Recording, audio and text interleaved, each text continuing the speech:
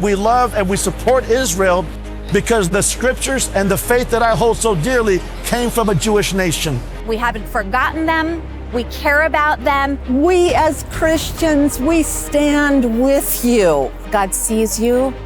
He hears your cries. He's the same God yesterday, today, and forever. For all of you in Israel, your Father loves you, and we love you. I think it's more important than ever today for the church to understand your heritage is Israel. Your Messiah came from Israel. And God will fulfill his promise to them. And to the people of Israel, I would just say this: God's hand is on you and has always been on you.